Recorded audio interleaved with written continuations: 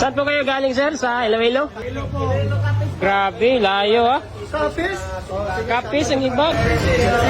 Sir, thank you. Okay, sige. Nagbulag-bulagan pa kayo, kababayan. Mga kababayan, mamulat kayo sa katotohanan. Mulat yung mga mata nyo. Iboto nyo ang dapat iboto. Ang karapat dapat.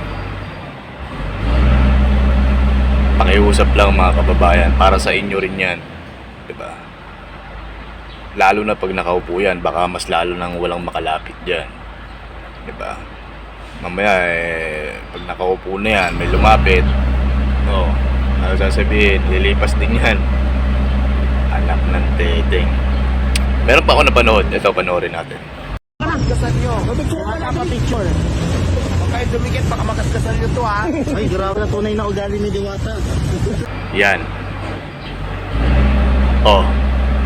Siyempre, sasabihin ng iba, bakit pabiro lang naman yan ah?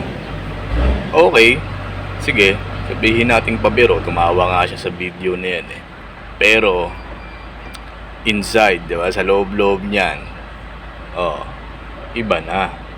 May laman, talagang hindi maganda. Diba? Parang alam mo kung sino eh. Iboboto nyo pa yan? Diba? Mga kababayan, mag-isip kayo. Kung yan ang iboboto nyo, anong mapapala nyo dyan? Wala namang alam sa batas yan. At maisingit ko lang, meron akong napanood, matagal-tagal na to na video, kasagsagang pata na kasikatan ni Diwata to. Isang lalaki nagpatato ng mukha ni Diwata. Alam mo, nung tatawag ko, bobo, o engot ba, o wala ba sa tamang pag-iisip tong lalaki na to. Idol niya daw si Diwata, namomotivate daw siya, na parang pagdating ng araw gusto niya maging katulad ni Diwata.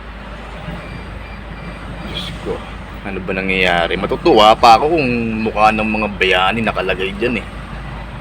Ang laki-laki pa ng mukha dito sa bandang Dadyang ba?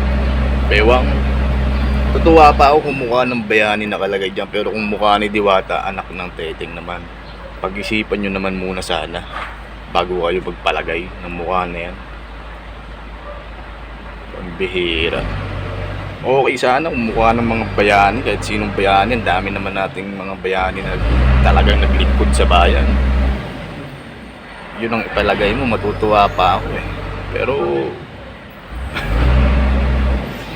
wala naman ano nangyayari sa mundo natin.